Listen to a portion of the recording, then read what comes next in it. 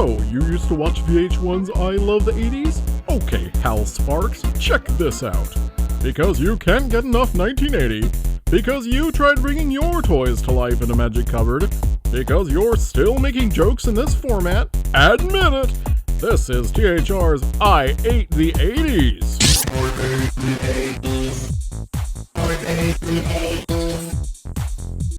I was born in the year 1980, and the year 1980 is when the 80s began. I know, right? Also in the year 1980, Jimmy Carter was president, disco was at the top of the charts, and the only thing anyone could talk about was Star Wars. Clearly, 1980 was still part of the 70s. You may have noticed that decades don't really get going until a couple of years in, and there's usually some dramatic event that kicks it off, like, if you were there for 9/11, that was really the beginning of the new millennium. It was still kind of the 90s until then.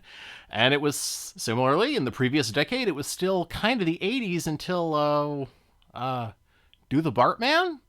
I guess? But I'm trying to figure out what it was that happened in the 80s that turned it into the 80s. Oh, right. But a much quieter factor in turning the Carter 70s into the Reagan 80s was the deregulation of children's entertainment that would happen early in the 80s. This is what created the massive influx of toy commercial cartoons that we 80s kids are so unbelievably nostalgic for whatever reason. But before He-Man and the Transformers and, Robot Man all took over the airwaves, and even before Star Wars captured our children's hearts, there was one thing that every child was unified in their love of. It's impossible to overstate how important Sesame Street was, not just to the way kids learned, but to the unification of kid culture. Every kid knew the Sesame Street characters, no matter whether you were rich or poor, and, to another extent, no matter whether you were young or old. Sesame Street was the culmination of a 2-year study by a group called the Children's Television Workshop, now known as, appropriately enough, the Sesame Workshop. If Sesame Street had been picked up by one of the 3 major networks, it would have made them billions, but instead, Sesame Street became the anchor of the brand new PBS service, which meant that they had always had to struggle for money. Though the initial plan had been to never cheapen Sesame Street with merchandising, that went out the window pretty fast. But although it may have been reluctant, Sesame Street quickly schooled everyone in how to market your educational program.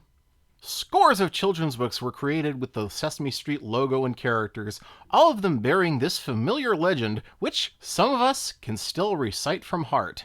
This educational book was created in cooperation with the Children's Television Workshop, producers of Sesame Street. Children do not have to watch the television show to benefit from this book.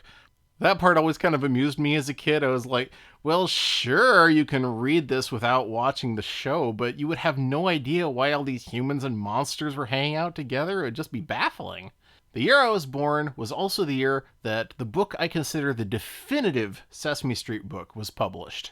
The Sesame Street Picture Dictionary. Now, the version that you can still find in bookstores features Elmo and Zoe on the cover, but this book dates from long before Elmo and Zoe, and a lot of the characters featured in it will probably be completely alien to young Sesame Street fans of today. Here's the cover of the version that was published in 1980. It's covered in Twiddlebugs. Are the Twiddlebugs even on the show anymore? So there's the current cover and the original cover. Here's my cover. It's missing the first half of the A's and every letter after W. Well loved. The first thing you notice upon thumbing through this dictionary is the astonishing fidelity shown to the characters. All the illustrations in this book are by Joe Matthew, who was the preeminent Sesame Street illustrator, and whose affection for the characters shows through in every sketch. Nowhere is this more apparent than in his renditions of the Anything Muppets. Now, if you didn't know this, the Anything Muppets are blank-faced Muppets that you can pin any face to. A lot of the well-known Muppets, such as the Count, are actually Anything Muppets with very specific pieces. But there aren't an unlimited number of Anything Muppets. There's only certain ones that get used. The Anythings have their own nicknames like Fat Blue, Pumpkin, Large Live Hand Lavender, and you will see them repeated multiple times in this book. And you'll also see characters who are extremely obscure by now, like Biff and Sully, the construction workers. There's Large Live Hand Lavender and Pumpkin for you right there. Lefty the salesman, Little Jerry and the Monotones, Little Chrissy and the Alphabeats. Most obscure of all, Sam the Robot, who was a very expensive puppet to build, and by the time I was born they already weren't using him anymore.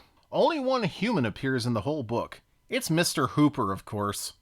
Mr. Hooper was either every kid's favorite, or he was the only one Joe Matthew felt comfortable drawing. But you want to know what I really love about this book, even to this day? It is the best source of the world for pictures out of context. Is your name Goldilocks? No! If you join the Pigeon Lovers Club, you can wear one of these nifty jackets. I want you to meet my puppets, Crummy and Yucky. Save. When you save something, you keep it in a safe place. Bert saves bricks.